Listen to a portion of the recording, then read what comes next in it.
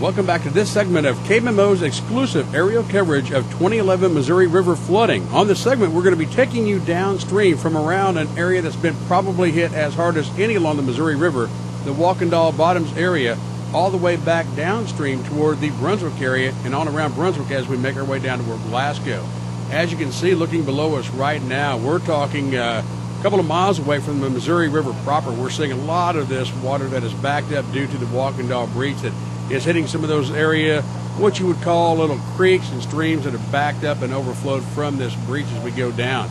As we continue downstream, you're going to see, and looking back there, the river in the far background, just how much water has got into that Wakenda Bottoms area. Of course, looking below, you're seeing right now, in fact, that B Highway area, you're seeing some of these homesteads, sheds and things like that have water in and around them at this point in time. As I stated, the Wakenda Bottoms area on the north side of the Missouri River, that's been an area that's been hit very, very hard. Looking down, you can see the devastation, homes, outbuildings, things like that are being undertaken by water. If you come up in just a little bit, you'll see a row of bins right now that you hope that the farmers got those that have that area, got that grain out of that water, but nonetheless, going to be a devastating effect for a long term as water is expected to be high on the Missouri River for many, many months to come.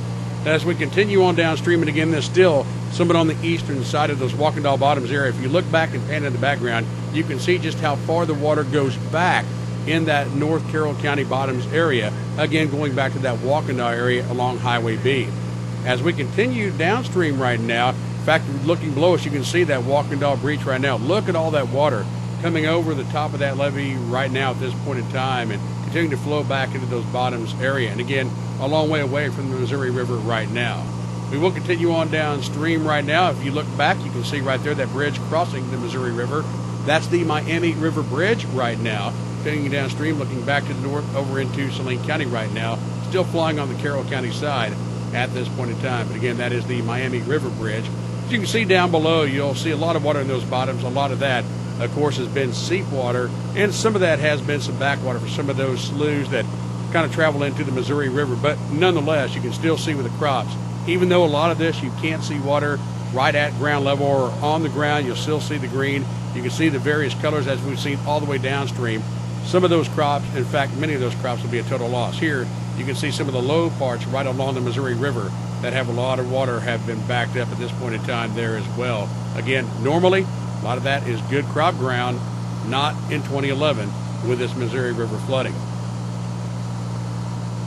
Look across the area, you can still see some of this over in parts of Saline County and moving over into even parts of Howard County. There's water on both sides of the Missouri River.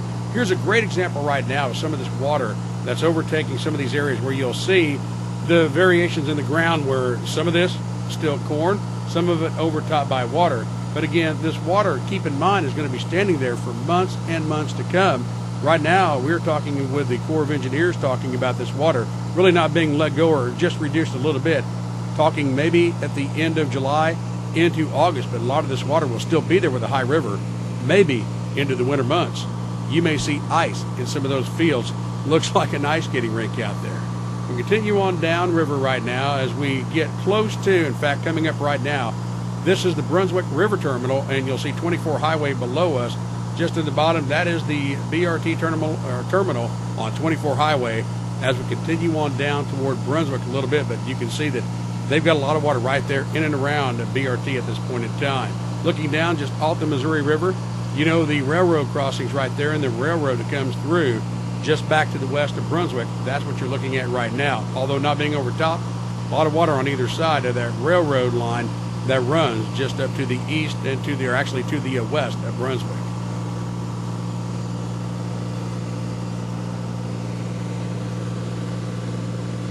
Again, the picture is just totally outstanding as we've talked about. Again, this is so much different in some aspects than the flood of 1993 where you had so many levees that were completely blown out and breached.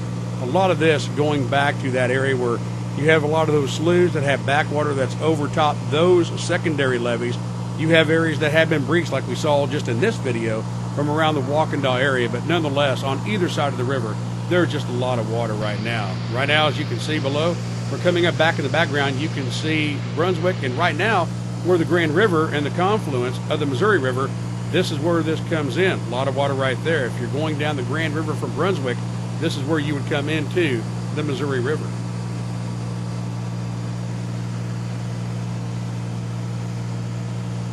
You can still get there from there, but again, it looks like a lot of times it's really hard to pick out what is the Missouri River, some of the confluences with all of the water around them. Just continue on downstream right now.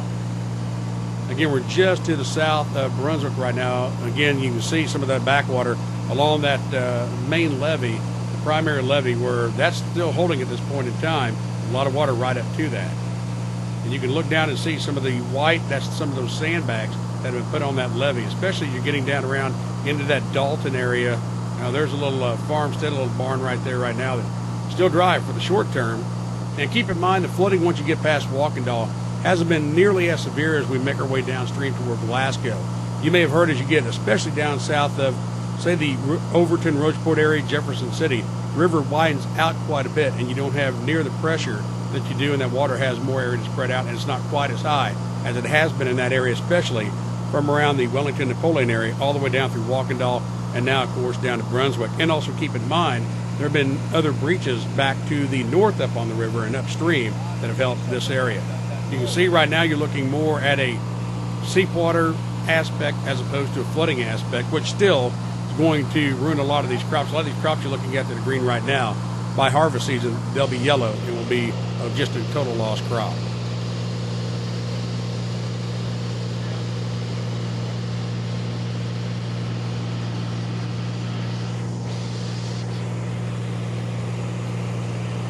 You can see, boy, still a lot of water in some of these areas. That a lot of this may be just a simple case where it looks like a little of what used to be a little pond or something like that was formed from the river maybe back in 1993. But we can see that these have just become just wide open, and right there looking at the river where you can see where it's just expanded greatly from what it would normally be.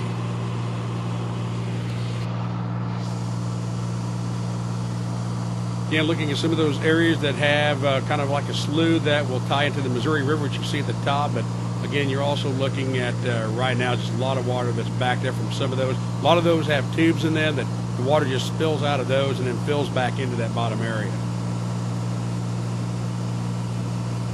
You can see what looks like there's a levee where a tube would be from the river that goes channels out into the river where that water is backed up. And again, backed up enough to where a lot of this crop ground has a lot of seepwater on it right now, and has just become overwhelmed with a lot of water. And keep in mind, we're 800 feet in the air. We're not talking right next to the Missouri River itself.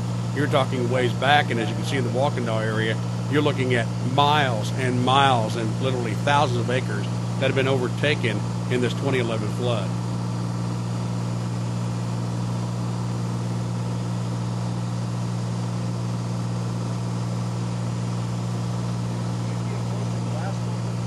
A lot of these crops got in early. As you can see, they were looking pretty good at that point in time, but boy, all of a sudden when this flood happened, then it became a problem. What you're looking at right now down below us, that is the Sheridan River, where the confluence is into the Missouri River. If you know up in parts of Sheridan County where the Sheridan River runs through, if you drive across that tube between Keatsville and Salisbury right now, that's the Sheridan River. That's coming down, and that's where that confluence is, as the Sheridan dumps into the Missouri River. Again, we're kind of making that turn right now, going back downstream from this. As we make this turn where the Sheridan River goes, we'll continue our trek on down toward the Glasgow area and go from there on down toward Rocheport. But right now you can see the flooding not as expansive as it has been back toward where we started this segment of our video, back in the Wakenda Bottoms area on the north side. But you start to see a little bit more water on the south side here too, where this is spilled over.